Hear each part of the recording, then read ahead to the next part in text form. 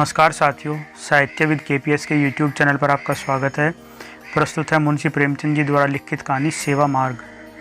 तारा ने 12 वर्ष दुर्गा की तपस्या की, न पलंग पर सोई, न केसों को संवारा और न नेत्रों में सुरमा लगाया। पृथ्वी पर सोती, गेरुआ वस्त्र पहनती और रूखी रोटियां खाती। उसका मुख मुरझाई हुई कली की भांति था, नेत्र ज्योतिहीन और हृदय एक शून्य बीहड़ मैदान। उसे केवल यही लो लगी थी कि दुर्गा जी के दर्शन पाऊं। शरीर मोमबत्ती की तरह गुलता था, पर यह लो दिल में नहीं जाती थी। यही उसका इच्छा थी, यही उसका जीवन का उद्देश्य। क्या तू सारा जीवन रो रो कर काटेगी? इस समय के देवता पत्थर के होते हैं। पत्थर को भी कभी किसी ने पिघलते देखा है? देख, तेरी सखियाँ पुष्प की भांति विकसित हो रही हैं, नदी की तरह बढ़ रही हैं।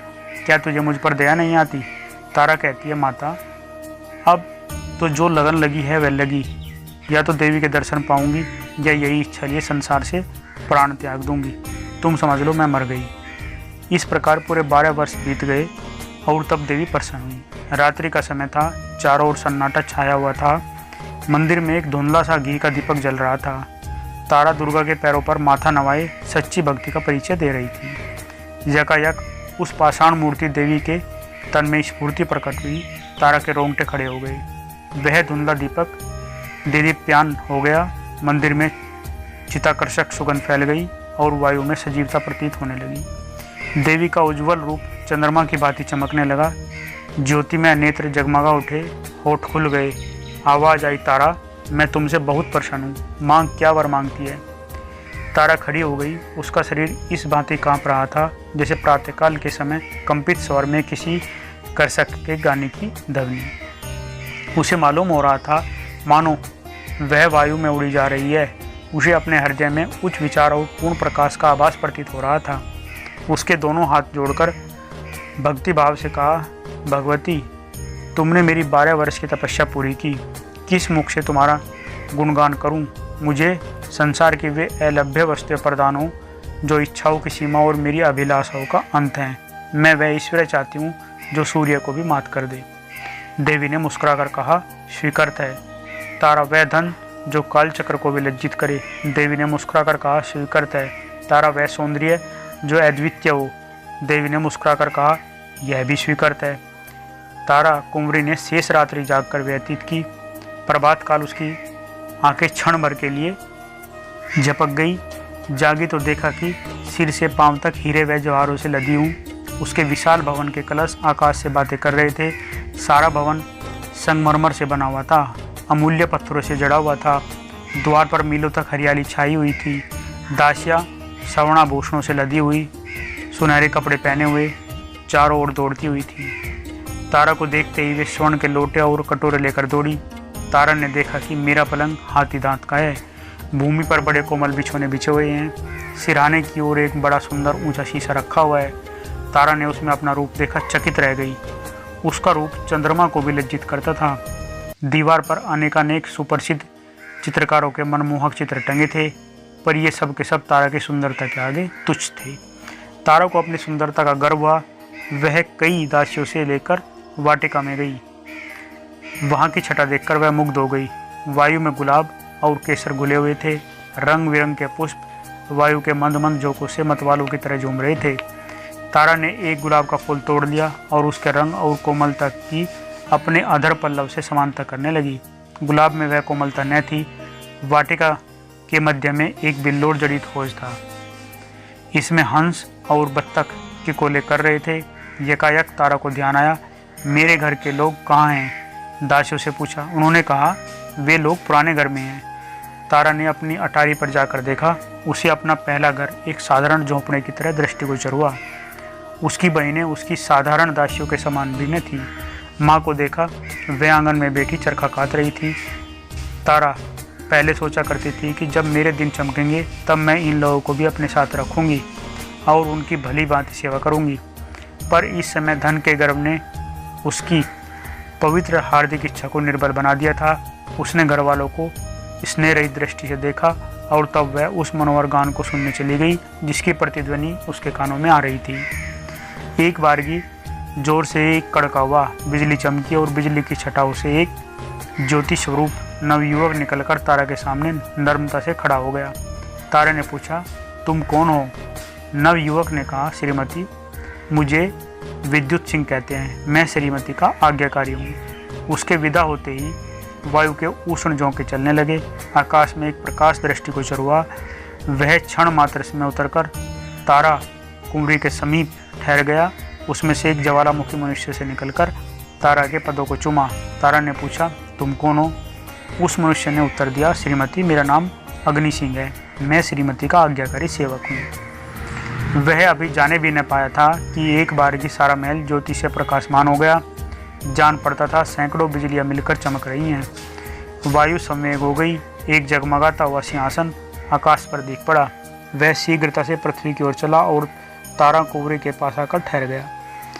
उससे एक प्रकाशमान रूप का बालक, जिसके रूप से गंभीरता प्रकट होती थी, निकलकर तारा के सामने निष्ठा भाव से खड़ा हो गया।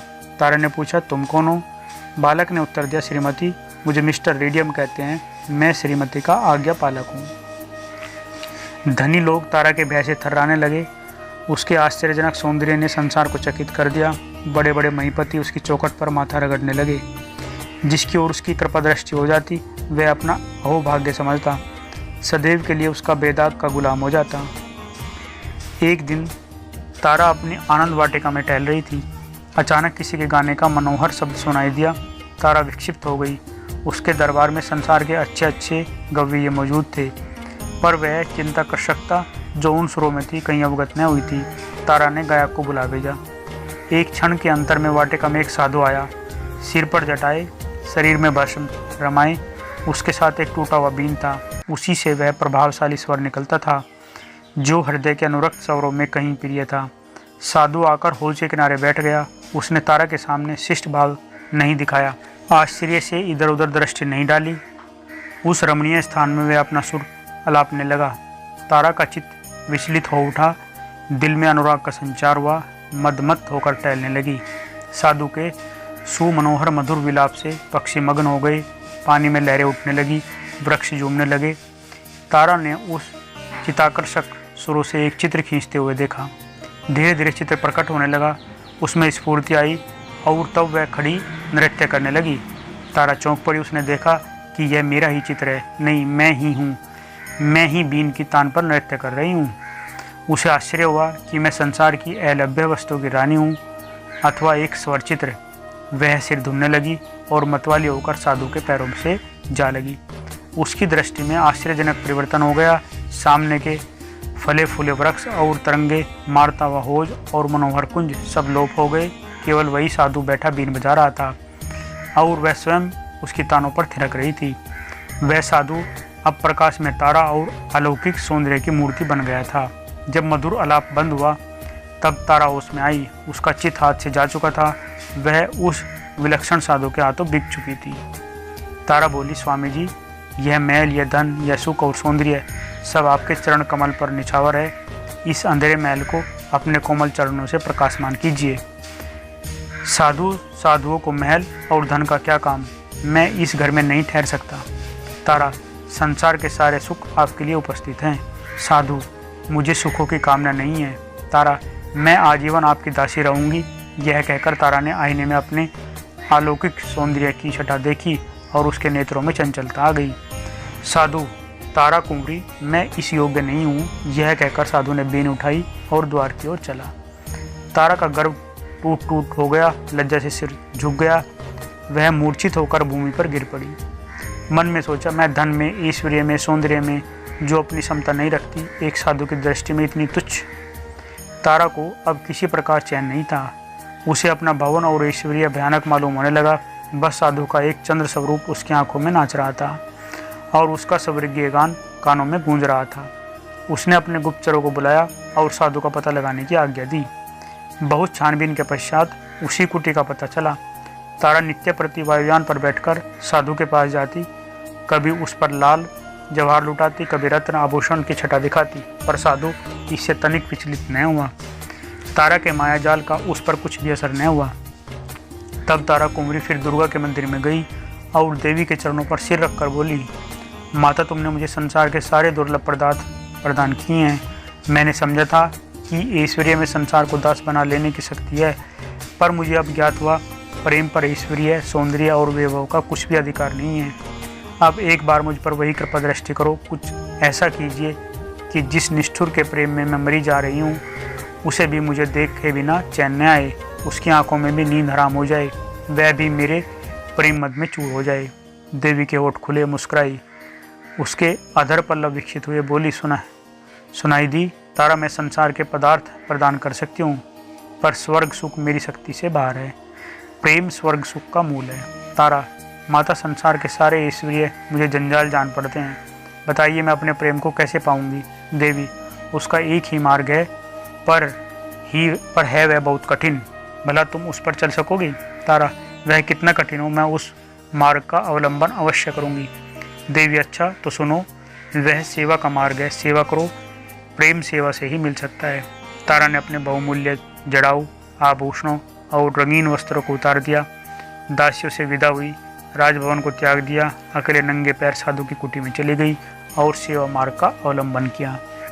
वह सुबह जल्दी उठ जाती, कुटी में झाड़ू लगाती, साधु के लिए गंगा से जल लाती, जंगलों से पुष्प चुनती, साधु नींद में होते तो वह उन्हें पंखा झलती, जंगली फल तोड़ लाती और केले के पत्तल बनाकर साधु के सम्मुख रखती। साधु नदी में स्नान करने जाया करते थे, तारा रास्ते से कंकड़ चुनती, उसने कुटी के चारों ओर पुष्प लगाए, गंगा से पानी लाकर सींचती, उन्हें हरा भरा देखकर प्रसन्न होती। उसने मदार की रुई बटोरी, साधु के लिए नरम गद्दे तैयार किए, अब और कोई कामना न थी, सेवा स्वयं अपना पुरस्कार और फल थी। तारा को कई दिन उपवास करना पड़ता, हाथों में गट्टे पड़ गए थे, पैर कांटों से छलनी हो गए थे, धूप से कोमल गात मुरझा गया था, गुलाब सा बदन सूख गया था, पर उसके हृदय में अब स्वार्थ और गर्व का शासन न था। वहाँ अब प्रेम का राज था, वहाँ अब उस सेवा की लगन थी जिसे कलुषता की जगह आनंद का स्रोत बहता और कांटे पुष्प बन जाते हैं, जहाँ अश्रुधारा की जगह नेत्रों से अमृत चाल की वर्षा होती है और दुख विलाप की जगह आनंद के राग निकलते हैं, जहाँ के पत्थर रुई से ज़्यादा कोमल है और शीतल वायु से भी मनोहर है। तारा भूल गई कि मैं सौंदर्य में अद्वितीय हूँ, धन विलासिनी। तारा अब केवल प्रेम की दासी थी। साधु को वन के खगों और मृगों से प्रेम था, वे कुटी के पास एकत्रित हो जाते, तारा उन्हें पानी पिलाती, दाने चुगाती, गोद में लेकर उनका दुलार करती। विषधर सांप और भयानक जंतु उसके प्रेम के प्रभाव से उसके सेवक हो गए थे। बहुधा रोगी मनुष्य साधु से आशीर्वाद लेने के लिए आते थे। तारा रोगियों की सेवा करती, जंगल से जड़ी बूटियाँ ढूंढ लाती, उनके लिए औषधि बनाती, उनके घाव धोती, घावों पर मरम्मत करती, रात भर बैठी उन्हें पंखा जलती। साधु के आशीर्वाद को उसकी सेवा प्रभाव युक्त बना देती थी। इस प्रकार कितने ही वर्ष बीत गए। गर्मी के दिन थे, पृथ्वी तवे की तरह जल रही थी, हरे भरे वृक्ष सूख गए थे, गंगा गर्मी से सिमट गई थी। तारा को पानी के लिए बहुत दूर रेत में चलना पड़ता, उसका कोमल अंग चूर चूर हो जाता था, जलती हुई रेत में तलवे बुन जाते। इसी दशा में एक दिन वह हताश होकर एक वृक्ष के नीचे क्षण भर दम लेने के लिए बैठ गई। उसके नेत्र बंद हो गए। उसने देखा, देवी मेरे सम्मुख खड़ी है, कृपा दृष्टि से मुझे देख रही है। तारा ने दौड़कर उसके पदों को चूमा। देवी ने पूछा, तारा, तेरी अभिलाषा पूरी हुई? देवी, तुझे प्रेम मिल गया? तारा, नहीं माता, मुझे उससे भी उत्तम पदार्थ मिल गया। मुझे प्रेम के हीरे के बदले सेवा का पारस मिल गया है। मुझे ज्ञात हुआ है कि सेवा प्रेम का चाकर है। सेवा के सामने सिर झुकाकर अब मैं प्रेम भिक्षा नहीं चाहती। अब मुझे किसी दूसरे सुख की अभिलाषा नहीं है। सेवा ने मुझे आदर सुख सबसे निवर्त कर दिया। देवी इस बार मुस्कुराई नहीं, उसने तारा को हृदय से लगाया और दृष्टि से ओझल हो गई। संध्या का समय था, आकाश में तारे चमकते थे जैसे कमल पर पानी की बूंदें। वायु में चिताकर्षक शीतलता आ गई। तारा एक वृक्ष के नीचे खड़ी चिड़ियों को दाना चुगाती थी कि यकायक साधु ने आकर उसके चरणों पर सिर झुकाया और बोला, तारा, तुमने मुझे जीत लिया। तुम्हारा ऐश्वर्य, धन और सौंदर्य जो कुछ न कर सका वह तुम्हारी सेवा ने कर दिखाया। तुमने मुझे अपने प्रेम में आसक्त कर लिया। अब मैं तुम्हारा दास हूँ। बोलो, तुम मुझसे क्या चाहती हो? तुम्हारे संकेत पर अब मैं अपना योग, वैराग्य सब कुछ न्यौछावर कर देने के लिए प्रस्तुत हूँ। तारा, स्वामी जी, मुझे अब कोई इच्छा नहीं है, मैं केवल सेवा की आज्ञा चाहती हूँ। सेवा मार्ग पर चलकर मैं सब अभिलाषाओं से परे हो गई हूँ। अब हृदय में और कोई इच्छा शेष नहीं है। साधु ने इन शब्दों को सुना, तारा के चरणों पर माथा नवाया और गंगा की ओर चल दिए। इस प्रकार यह कहानी यहीं पर समाप्त होती है। प्लीज़ चैनल को लाइक शेयर सब्सक्राइब अवश्य कर लीजिए। धन्यवाद।